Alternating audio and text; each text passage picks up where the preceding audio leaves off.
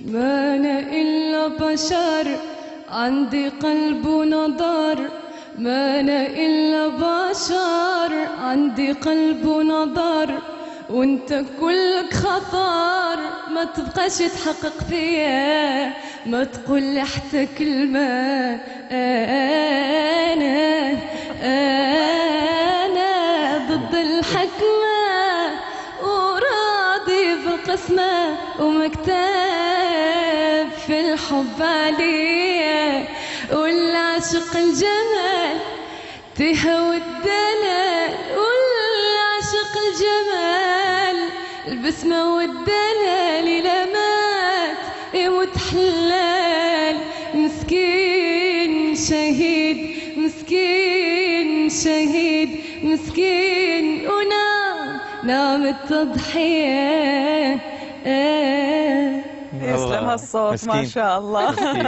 دنيا بطمة، يسعد صباحك، يعطيكي الف عافيه، وشكرا على الدخله المميزه المختلفه. اهلا حبيبتي، كل عام وانتم بخير. كل عام وانتم بخير. انت بخير ان شاء الله. وشكرا على الاستضافه اولا، وانا سعيده بتواجدي معكم، وصباح الخير لكل العرب. بالعكس بنت الام بي سي انت. اكيد واكيد الحين كل الفانز تبعك مبسوطين كثير من البارح على تويتر، هم بيغردوا طبعا بالضبط في انتظار حضورك وطلتك معنا هذا الصباح.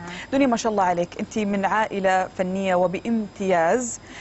يعني شجرة العيلة تقريبا نصها فنانين، فخبرينا متى بدأ تأثرك بالفنانين، سواء والدك أو اللي حوالين والدك بالفن، ومتى حسيتي فعلا أنه أنا عندي صوت وممكن أن أنا أستثمر هذا الصوت؟ صح. أولا أنا صح من عائلة فنية عريقة بالمغرب، مجموعة ناس الغوان، مجموعة مسناوة ما شاء الله. فترعرعت بجو موسيقي 100%، يعني أعمامي أخوالي كل العيلة بتغني، سواء من الأم أو من الأب. فهذا الجو خلاني أني أتشجع وأغني. فصرت وأنا صغيرة عندي 6 سنين كنت دائما أغني بأسبوع ثقافي بالمدرسة بدار الشباب. بعدين يعني صارت عندي 18 سنة أو 17 تقدمت لمسابقة مغربية. هناك حسيت أنه ممكن أنه يكون صوتي حلو، وممكن أني أبرز موهبتي. ممكن أي ممكن يعني مو واثقة يعني ما في وثوق. فالحمد لله، ومن بعد جاء عرب ايدل. حلو. شاركتي في عرب ايدل. نعم. وحصلتي على المركز الثاني، وحصلتي على اعجاب يعني فئة كبيرة من الجمهور. الآن خلينا نتحق النقطة اللي بعدها.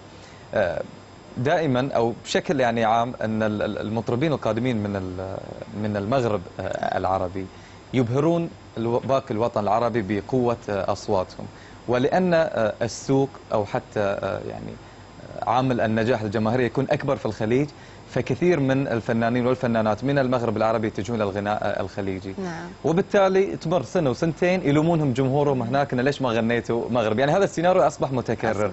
هل أنت راح تبدين فعلا تشعرين بالندم من تخصصتي من الآن في الخليج، ولا لا ناوية توازنين بين الاثنين؟ لا أبدا، أنا واثقة بالاختيار، لأنه اللون الخليجي هو قريب 100% من المغربي. وطبعا المغاربة مثل ما ذكرت الأخ أنه يتقنون جميع اللهجات أول شيء. ثاني شيء أنه عندهم عرب خاصة. صح. ممكن أنها يعني متميزين بعرب خاصة، لا من تونس لا من الجزائر لا من المغرب. فهذا التميز خلانا دائما نكونوا الحمد لله أقوياء. وأنا فرضت شيء أنه دائما يكون عندي أغاني مغربية، لأنه ما يمكنش أن ننسى الجمهور المغربي اللي حتى هو كانت عنده مشاركة في دعمي وأنا في عرب ايدل.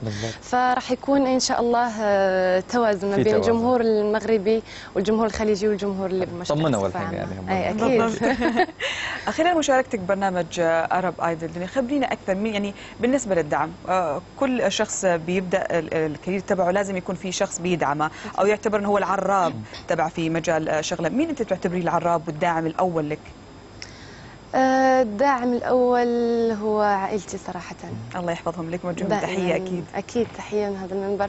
وما كانوا دائما بجنبي وتشجيعي، وحتى اختيار الأغاني لازم تركزي على هذه الأغنية، ولازم نصائح يعني ومعلومات اللي فادتني صراحة، وأنا بوجه لهم تحية وأشكرهم دائما. أكيد. يعني إلى جانب هذا الدعم، كل فنان أو شخص يظهر على شاشة التلفاز دائما ما يواجه بنوع من البروباغندا وناس تطلع اشاعات وناس تتكلم بالحقيقه، وانت اول ما انتهى عرب ايدل اللي قال دنيا بط ما حصلت واللي دنيا بط ما حصل، وانت طلعتي وصرحتي ورديتي علينا. احنا نبي الكلمه النهائيه منك، فضولي انا الشخصي بصراحه. نعم.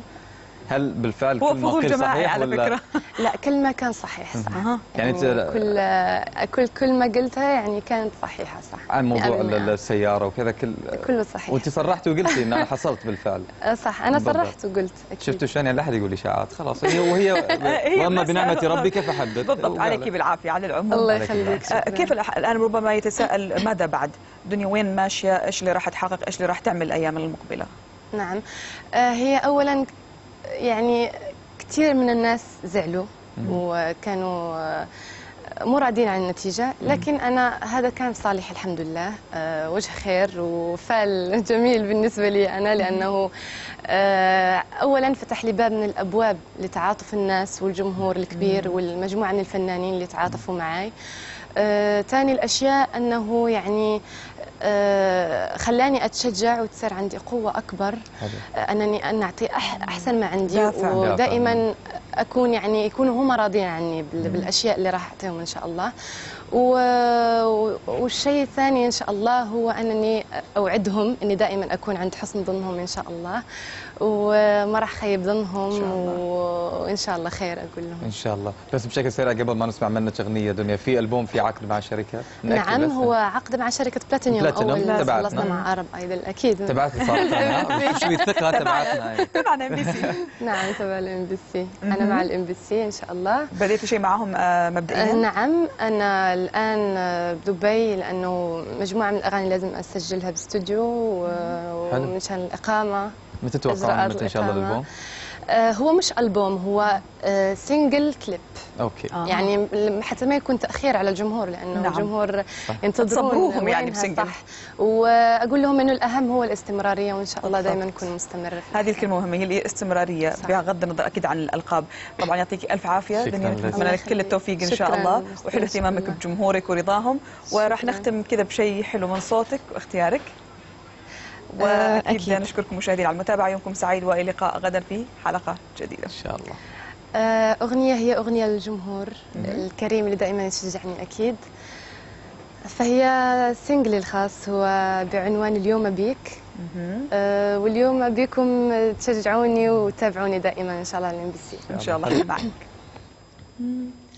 اليوم بيك تقول كل امنياتك وتغمض عيونك وانا امسك ايدك. اليوم بيك تقول كل امنياتك وتغمض عيونك وانا امسك ايدك، واسرح بدنيا الحب اربع جهاتك، واسرح بدنيا الحب اربع جهاتك، وانا وعدك مهما حصل ما اخليك، وانا وعدك مهما حصل ما اخليك. شكرا.